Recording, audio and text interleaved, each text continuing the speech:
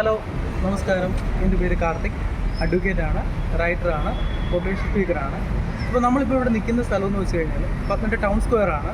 അപ്പം എല്ലാവർക്കും ഈ സ്ഥലം, പത്തനംതിട്ടക്കാരെ എല്ലാവർക്കും ഇത് സുപരിചിതമാണ്.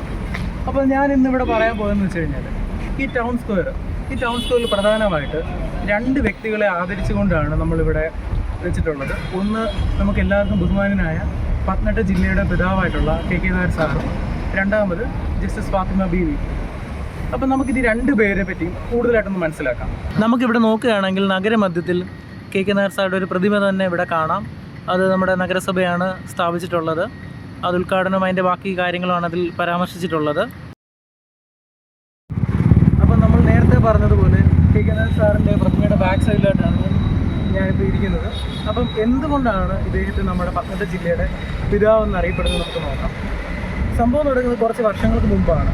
കൃത്യമായിട്ട് പറഞ്ഞു കഴിഞ്ഞാൽ ഇപ്പോൾ 42 വർഷമായി കഴിഞ്ഞിരിക്കുന്നു. ഈ നവംബർ മാസം 1-ാം തീയതി ആകുമ്പോൾ 43 വർഷമാവും പത്തനംതിട്ട എന്നുള്ള ജില്ല രൂപീകരണമായിട്ട്. എങ്ങനെയാണ് ഈ രൂപീകരണത്തിലേക്ക് നടത്തുന്നതെന്ന് വെച്ച് കഴിഞ്ഞാൽ, കൃത്യമായി പറഞ്ഞാൽ 1982 നവംബർ മാസം 1-ാം തീയതി നമുക്ക് എല്ലാവർക്കും അറിയാം നമ്മുടെ പത്തനംതിട്ട ജില്ല രൂപീകരണമായി. അപ്പോൾ ഇതിലേക്ക് നയിച്ച രാഷ്ട്രീയ സാഹചര്യം എന്ന് വെച്ച് കഴിഞ്ഞാൽ, അന്നത്തെ മുഖ്യമന്ത്രിയായിരുന്ന കരുണാകരൻ മന്ത്രിസഭയിലേക്ക് നമ്മുടെ കെ നായർ സാറിനെ വിളിച്ചു.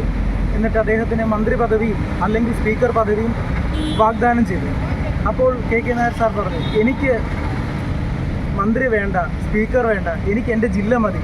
കാരണം എൻ്റെ നാട്ടിലെ ജനങ്ങൾ ഇവിടെ നിന്ന് കൊല്ലത്തേക്കും കോട്ടയത്തേക്കും അങ്ങനെ പല പല ആവശ്യങ്ങൾക്കും പോവുകയാണ്. അപ്പോൾ ഒരു ജില്ലാ മന്ദിരം അല്ലെങ്കിൽ ജില്ലാ ആസ്ഥാനം ഇവിടെ വന്നു കഴിഞ്ഞാൽ അവരുടെ കാര്യങ്ങൾ എളുപ്പത്തിലാവും.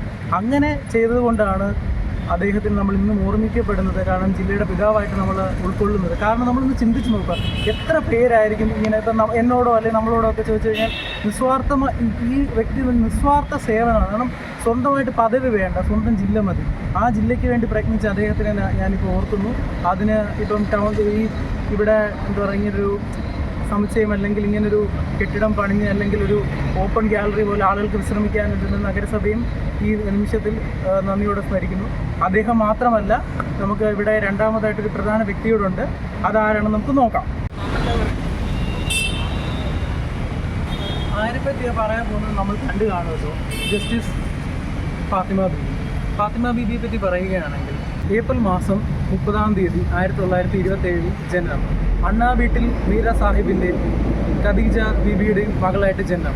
ഇതിലേറ്റവും ശ്രദ്ധിക്കേണ്ട ഒരു കാര്യം എന്ന് വെച്ച് കഴിഞ്ഞാൽ, നമ്മൾ ഫാത്തിമ ബീവി എന്ന് പറയുന്ന ജസ്റ്റിസിൻ്റെ കാര്യം പരിശോധിച്ച് നോക്കുകയാണെങ്കിൽ, നമ്മുടെ ഇന്ത്യൻ ജുഡീഷ്യറിയിലെ ഒരു ടേണിംഗ് പോയിന്റും അതാണ്. നമ്മളിപ്പോൾ PSC ചോദ്യങ്ങളായാലും ഒരുപാട് കാര്യങ്ങൾ കേൾക്കുന്ന ഒരു ചോദ്യമാണ്, ഇന്ത്യയുടെ ആദ്യത്തെ വനിതാ സുപ്രീം കോടതി ജഡ്ജി ആരാണ്? അതിനൊരേ ഒരു ഉത്തരമേ ഉള്ളൂ, ജസ്റ്റിസ് ഫാത്തിമ ബീവി. കാരണം 1927 ജനിക്കുകയും 1950 എൻറോൾ ചെയ്യുകയും 1989 സുപ്രീം കോടതിയുടെ ജഡ്ജാവുകയും ചെയ്ത ഫാത്തിമ ബീവിയെ പറ്റി എന്താണ് പറയുന്നത്? അത് മാത്രമല്ല, ജഡ്ജായതിനു ശേഷം 1997 മുതൽ 2001 വരെ 4 വർഷക്കാലം നമ്മുടെ അയൽ സംസ്ഥാനമായ തമിഴ്നാടിൻ്റെ ഗവർണറായും സേവനം അനുഷ്ഠിച്ചിട്ടുണ്ട്.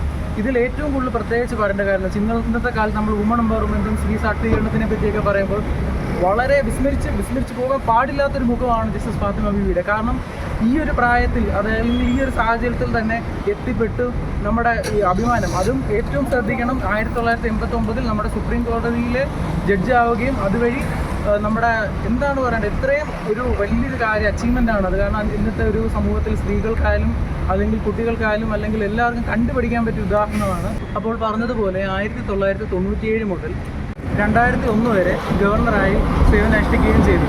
ഇതിനുശേഷം നമ്മൾ ഏറ്റവും കൂടുതൽ ശ്രദ്ധിക്കേണ്ട ഒരു കാര്യം എന്ന് വെച്ച് കഴിഞ്ഞാൽ, ഈ ജസ്റ്റിസ് ഫാത്തിമ ബീവി എന്ന് പറയുന്ന വ്യക്തി കാരണം ഒരുപാട് പേര് ഇൻഫ്ലുവൻസ് ആയിട്ട് ലീഗൽ പ്രൊഫഷനിലേക്കും മറ്റും വരികയുണ്ടായിട്ടുണ്ട്. ഒരുപാട് പേര് അത് സ്വീകരിക്കുന്നുണ്ട്. വളരെ നമുക്ക് എക്സാമ്പിളായിട്ട് എടുക്കാൻ പറ്റിയ ഉദാഹരണമാണ്. അതിനുശേഷം നമ്മുടെ ബഹുമാനപ്പെട്ട കേന്ദ്രം മരണാനന്തര ബഹുമതി എന്നുള്ള ഒരു രീതിയിൽ പത്മശ്രീ നൽകി ആദരിക്കുകയും ചെയ്തു. 2024 പത്മശ്രീ ബഹുമതി നൽകി ജസ്റ്റിസ് ഫാത്തിമ ബീവിയെ ആദരിച്ചത്.